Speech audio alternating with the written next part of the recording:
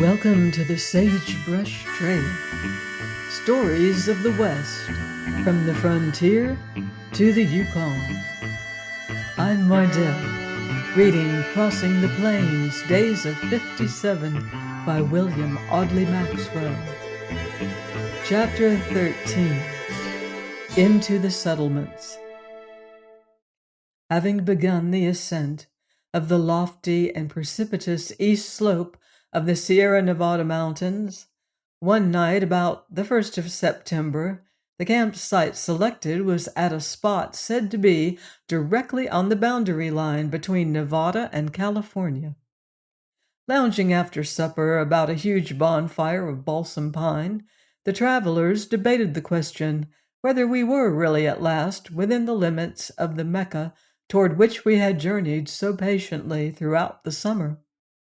While so engaged, the stillness, therefore disturbed only by the murmur of our voices and occasional popping of the burning logs, was further dispelled for a few seconds by the sounds as of shifting pebbles on the adjacent banks, accompanied by rustling of the foliage, waving of tall branches and tree-tops, and a gentle oscillation of the ground on which we rested.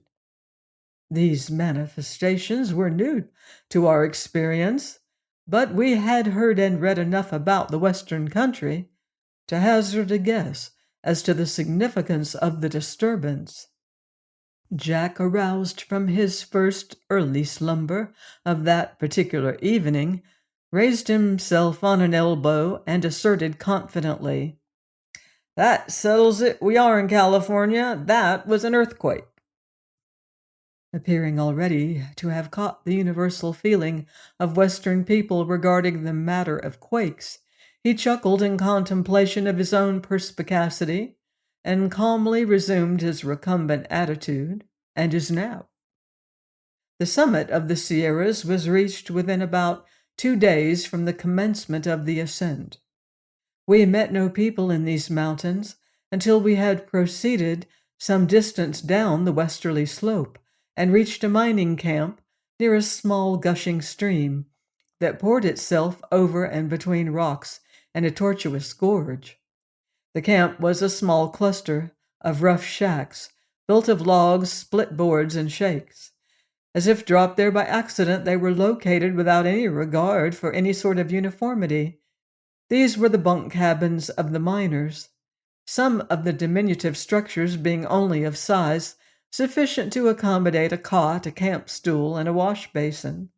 A larger cabin stood at about the center of the group, the joint kitchen and dining room. As we drove into the town, the only person within view was a Chinaman standing at the door. For most of us, this was the first introduction to one of the yellow race. He was evidently the camp cook. Major Crewdson approached the Celestial with a salutation. "Hello, John." "Belly good," was the reply, having already heard it said that the invariable result of an untutored Chinaman's effort to pronounce any word containing an R produced the sound of L instead. We thought very little of that error, and the attempt of this one to say very, but believed that his substitution for the initial letter of that word was inexcusable. "What's the name of this place?" continued Crewdson. "Melican man dig gold. Yes, I know that, but this town, what do you call it?" "Yuba Dam," the Chinaman answered. This response was intended to be civil. Nearby, the Yuba River was spanned by a dam for mining purposes, known as Yuba Dam, which gave the mining camp its name.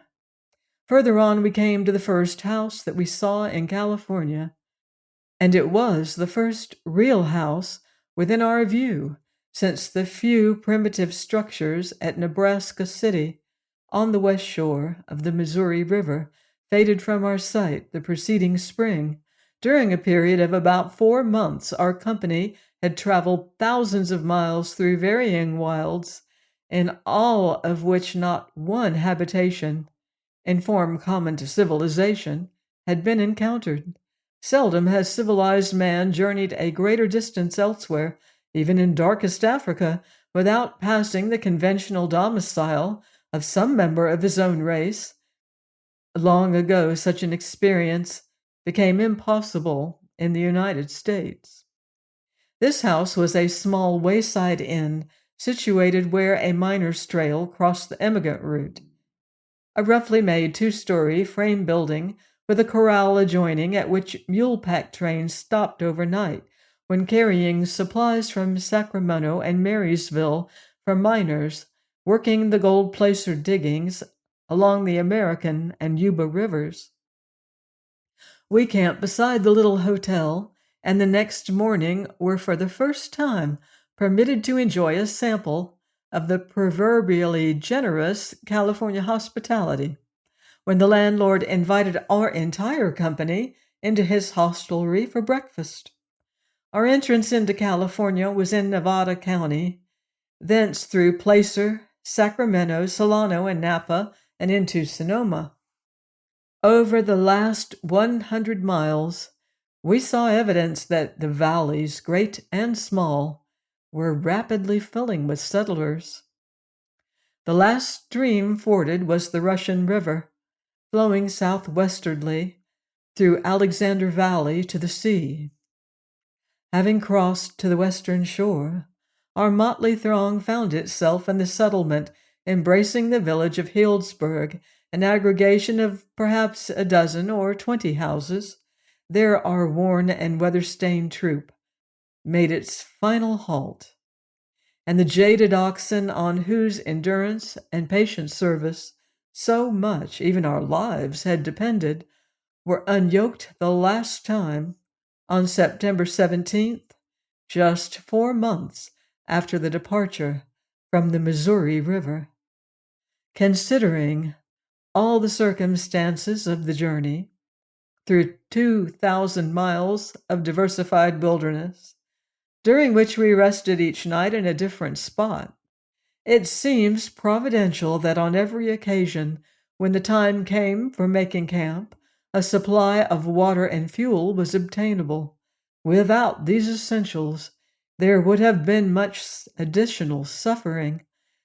Sometimes the supply was limited or inferior, sometimes both, especially during those trying times in the westerly portion of the Humboldt region. But we were never without potable water nor fire, at least for the preparation of our evening meal.